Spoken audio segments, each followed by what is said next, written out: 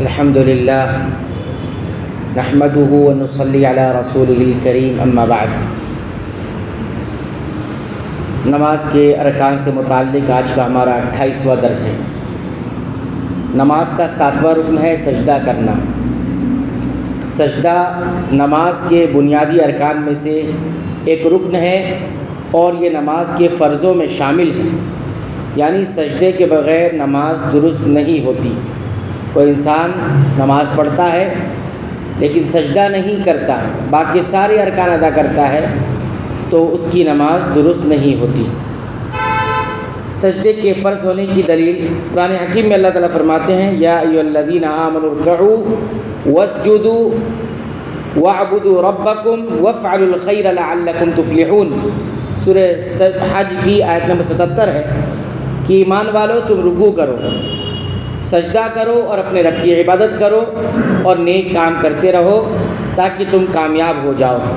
یہاں پر اللہ تعالیٰ نے ایمان والوں کو خطاب کر کے کہا کہ رکوع کرو، سجدہ کرو اور اپنے رب کی عبادت کرو۔ گویا رکوع کرنا اور سجدہ کرنا یہ نماز میں فرض ہے۔ اسی طرح ابو ہریرہ رضی اللہ تعالیٰ عنہ بیان کرتے ہیں، یہ حدیث پچھلے کافی دروس میں بارہا آ چکی ہے کہ ایک شخص نبی کریم صلی اللہ علیہ وسلم کے سامنے حاضر ہوا مسجد میں اور نماز پڑھی۔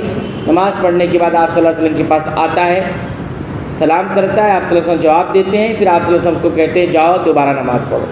یہ 3 مرتبہ ایسے ہی ہوتا ہے۔ تو وہ آدمی یعنی وہ صحابی جو ہوتے ہیں وہ کہتے ہیں کہ اللہ کے رسول صلی اللہ علیہ وسلم جتنا مجھے نماز آتی تھی میں اتنا ہی پڑھ سکتا ہوں، اس سے زیادہ یا اس سے اچھا نہیں پڑھ سکتا۔ تو آپ صلی اللہ علیہ وسلم نے اس کو نماز سکھایا اور نماز سکھاتے ہوئے آپ صلی اللہ علیہ وسلم نے بہت سارے اعمال سکھائے، پوری نماز کا طریقہ بتایا۔ اس میں آپ نے یہ کہا کہ پھر سجدہ کرو یہاں تک کہ سجدے میں اطمینان ہو جائے، پھر اٹھو یہاں تک کہ اطمینان سے بیٹھ جاؤ، پھر دوسرا سجدہ کرو یہاں تک کہ اطمینان ہو جائے، پھر اٹھو اور اسی طرح نماز پوری ادا کرو۔ تو یہاں بھی نبی کریم صلی اللہ علیہ وسلم نے ان صحابی کو جب نماز کا طریقہ سکھایا تو سجدہ کرنے کا حکم دیا اور اطمینان سے سجدہ کرنے کا حکم دیا۔ سجدے سے اٹھنے کے بعد 2 سجدوں کے دوران بیٹھنا ہے تو وہاں بھی اطمینان سے بیٹھنا ہے اور پھر دوسرا سجدہ کرنا ہے، اس میں بھی اطمینان سے سجدہ کرنے کا حکم دیا۔ تو یہ حدیث اور قرآن کی وہ آیت یہ دونوں بتاتی ہے کہ نماز کے اہم رکن میں سے ایک رکن اور فرض میں سے ایک فرض سجدہ بھی ہے، بغیر سجدے کے نماز کا تصور نہیں ہے۔ اسی طرح تیسری دلیل ہمارے سامنے اجماع امت بھی ہے۔ ایسا نہیں ہے کہ کچھ لوگوں نے فتویٰ دے دیا ہو اور باقی لوگ نہیں مانتے ہو، بلکہ امت کے مجتہدین کا اور فقہا کا، علماء کرام کا اجماع ہے اس بات پر۔ امام ابن عبد البر رحمہ اللہ فرماتے ہیں نماز میں بدن کے تمام اعمال فرض ہیں، کیونکہ اس پر اجماع ہے کہ قیام یعنی کھڑے ہو کر نماز پڑھنا، رکوع کرنا اور سجدہ کرنا سب فرض ہے۔ ابن عبد البر رحمۃ اللہ علیہ انہوں نے اجماع پر جو کتاب لکھی ہے کہ کون کون سی باتیں ہیں جس پر اجماع ہوا ہے، تو انہوں نے یہ بھی بتایا کہ سجدے کرنے پر بھی اجماع ہے، یعنی تمام فقہاء کا اتفاق ہے کہ سجدہ کرنا یہ نماز کا اہم رکن ہے۔ اسی طرح امام نووی رحمۃ اللہ علیہ فرماتے ہیں کہ سجدہ فرض ہے اور یہ قرآن، سنت یعنی حدیث اور امت کے اجماع سے ثابت ہے، امت کے اجماع سے ثابت ہے۔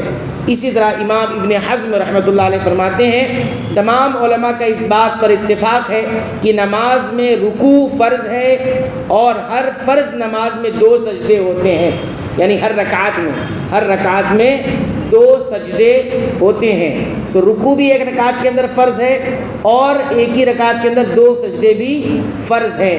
ایسا نہیں ہوگا کہ کوئی آدمی سجدے نہ کرے، بلکہ سجدہ ایک لازمی حصہ ہے نماز کا۔ تو یہ 7واں رکن ہے نماز کا جسے انسان کو ادا کرنا اور اس کے بغیر نماز درست یا صحیح نہیں ہوتی ہے۔ سجدہ کس طرح سے کرنا ہے، کیا سنت کا طریقہ ہے، انشاءاللہ آئندہ درس میں ہم ذکر کریں گے۔ اللہ تعالیٰ سے دعا کرتے ہیں رب العالمین تو ہمیں تمام عبادتوں کو سنت کے مطابق انجام دینے کی توفیق عطا فرما۔ اے اللہ تو ہماری عبادتوں کو قبول فرما لے، اس میں ہونے والی لغزشوں خطاؤں کو معاف فرما۔ اے اللہ تو ہماری مغفرت فرما، ہمارے والدین کی مغفرت فرما، تمام مسلمانوں مومنوں اہل توحید کی مغفرت فرما، آمین۔